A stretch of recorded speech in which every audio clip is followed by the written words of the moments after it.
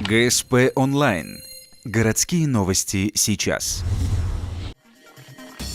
Бойцы клуба карате детско-юношеской спортивной школы имени Эдуарда Захарова успешно выступили на первенстве и чемпионате Северо-Западного федерального округа по карате по правилам WKF.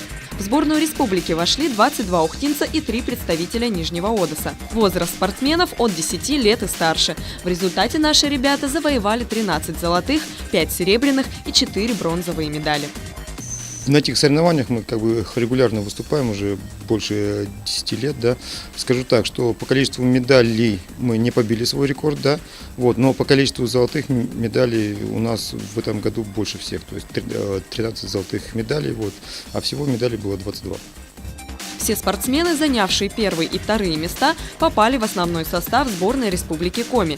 Теперь им предстоит доказать свое мастерство на первенстве России, которое пройдет в городе Сочи, а также на чемпионате России в Орле.